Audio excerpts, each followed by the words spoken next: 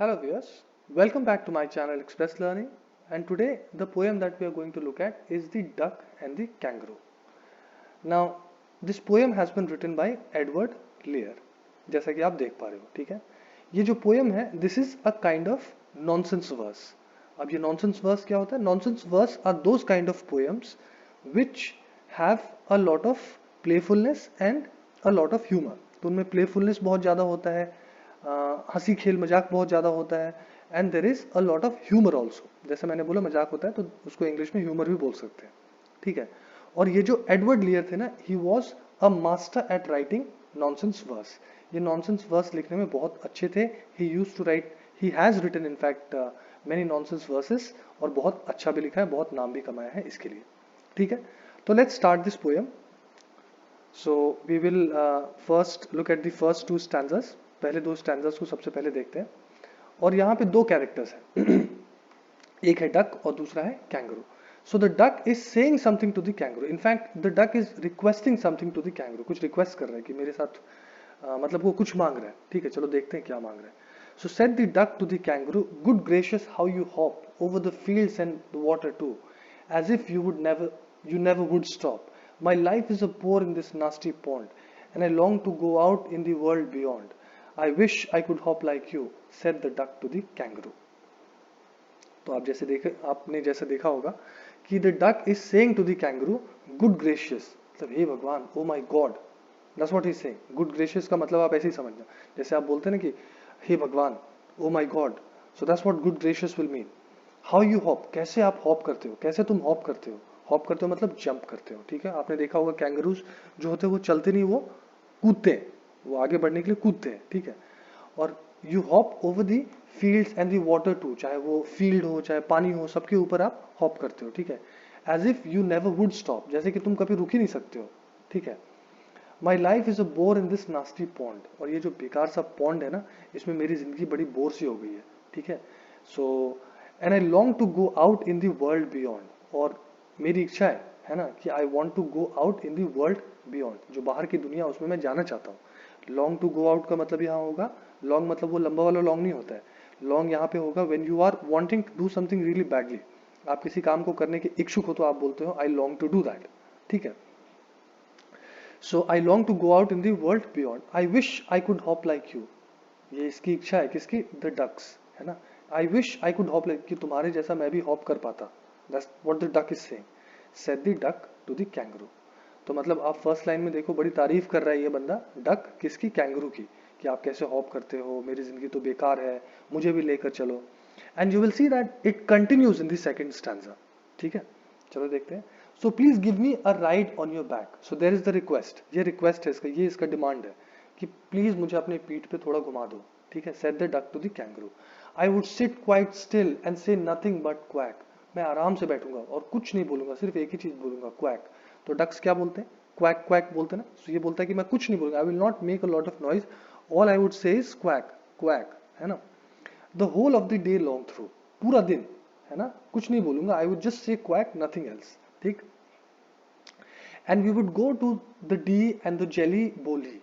अब ये Dee and the Jelly Bo Lee is not a place that exist, ऐसी कोई जगह नहीं है। तो ये ऐसी इमेजिनरी जगह है। मैंने जैसे बताया था, इन पोएम्स का जो पर्पस होता है वो थोड़ा प्लेफुल रहना, या फिर थोड़ा आप कह सकते हो थोड़ा हंसाना वसाना होता है।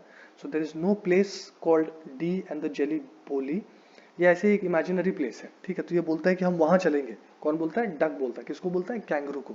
We would go to the Dee and the Jelly Bo Lee, over the land and over the sea. कैसे जाएंगे? जमीन के ऊपर से, समंदर के ऊपर से, ठीक है, ऐसे कूद कूद के जाएंगे। Please take me a ride, oh do, said the duck to the kangaroo. Please मुझे लेकर चलो, give me a ride, that's what he is saying. Duck ने बोला कैंगरू को। तो आपने देखा होगा ये फर्स्ट टू स्टैंजर्स में it is not very difficult to understand. First of all, ये पोएम कंपैरेटिवली अगर आप देखोगे तो it does not have a deeper meaning, है ना। बहुत ज्यादा डीप इसका मीनिंग है नहीं, और वर्ड्स भी है वो फेयरली सिंपल है। तो in the first two stanzas the poet is sorry the duck is actually making a request to the kangaroo to take him with him, है ना। With so he wants to go with the kangaroo. वो बोल रहा है मुझे पीठ पे थोड़ा घुमा दो, ठीक है। अब देखते हैं कैंगरू क्या बोलता है। Third stanza, third and the fourth stanza. Start with the third stanza. So said the kangaroo to the duck, This requires some little reflection. Perhaps on the whole it might bring me luck. And there seems but one objection, which is, if you let me speak so bold, your feet are unpleasantly wet and cold, and would probably give me rheumatiz, said the kangaroo. Kangaroo ने क्या बोला कि देखो बाकी तो ठीक है ना, इसमें थोड़ा सोचना पड़ेगा मुझे. This requires some little reflection. मतलब रिफ्लेक्शन का मतलब यहाँ पर टू थिंक है ना. When you are reflecting on something मतलब तुम किसी चीज पे सोच रहे हो. Perhaps on the whole it might bring me luck. हो सकता है कि मेरी किस्मत इसमें थोड़ी अच्छी हो जाए, है ना. अगर सोचा जाए तो ये मेरी किस्मत हो सकता है कि इसमें थोड़ी अच्छी हो जाए. But there seems one objection. लेकिन एक बात है कैंगरू के मन में, विच इज, वो बोलता है कि अगर तुम मुझे बोल्ड होकर के एकदम खुल करके बात करने दोगे तो मैं बोलूंगा. तुम्हारे जो फीट है ना वो बड़े अनप्लेजेंटली वेट और कोल्ड है. मतलब अनप्लेजेंट का मतलब समझते हो ना, something that is not good. तो जो प्लेजेंट ना हो, जो अच्छा ना लगे, ठीक है. तो तुम्हारे जो पाँव है ना वो बड़े गीले हैं और ठंडे हैं, और इसकी वजह से मुझे मिल जाएगा रूमटीज. अब ये रूमटीज क्या है? Rheumatiz is actually just another name for rheumatism, है ना. So rheumatism is actually a disease. एक तरह की बीमारी होती है जिसमें जोड़ों में दर्द होने लग जाता है, ठीक है. और उसमें उस बीमारी में आप देखोगे तो लोगों को कहा जाता है जिनको ये बीमारी हो जाती है कि आप सर मतलब ठंडी चीजों से दूर रहो. तो ये बोल रहे हैं कि नहीं, तुम्हारे पाँव तो बहुत ठंडे हैं और इससे मुझे कौन सी बीमारी हो जाएगी? रूमटीज बीमारी हो जाएगी, ठीक है. So it is actually referring to rheumatism, ठीक है, एक जो बीमारी है जिसके बारे में मैं बता रहा हूँ. So rheumatiz is actually a dialectical name of rheumatism, है ना. रूमटिज्म का डायलेक्टिकल नेम है, मतलब ये स्टैंडर्ड नाम नहीं है. जनरली सभी लोग, आप रूमटीज पूरे वर्ल्ड वाइड में एक्सेप्टेड नहीं है ना. लेकिन किसी किसी जगह में लोग बोलते हैं रूमटीज, ठीक है. But rheumatism is accepted everywhere. आप अमेरिका में बोलो, ऑस्ट्रेलिया में बोलो, इंग्लैंड में बोलो, इंडिया में बोलो, सब लोग समझेंगे आप क्या बोल रहे हो, ठीक है. चलो आगे चलते हैं. So go to stanza 4 now. Said the duck, as I sat on the rocks. अब ये फिर डक बोल रहा है ना. As I sat on the rocks, I have thought over that completely, and I bought 4 pairs of worsted socks, which fit my web feet neatly. And to keep out the cold, I have bought a cloak, and every day a cigar I will smoke, and all to follow my own dear true love of a kangaroo. ठीक है. अब ये क्या बोल रहा है देखो. I can understand what you're saying कि माई फीट अ कोल्ड, है ना. और इस पर मैंने सोचा, जब मैं रॉक्स पे बैठा हुआ था ना तो मैं इस पर सोच रहा था. सो इसीलिए I have bought 4 pairs of worsted socks. तो worsted socks are kind of socks which are very warm, है ना, जो गर्म होते हैं. तो उसको बोलते हैं वर्स्टेड. एक तरह का फैब्रिक होता है जो बहुत गर्म होता है, ठीक है. तो बोला मैंने वो 4 पेयर ऐसे सॉक्स खरीद के रखे हैं, ठीक है. और मेरे पाँव में बहुत सही से वो फिट भी होते हैं, ठीक है. और ठंड से बचने के लिए मैंने एक क्लोक भी खरीद रखा है, ठीक है. I have also kept a cloak.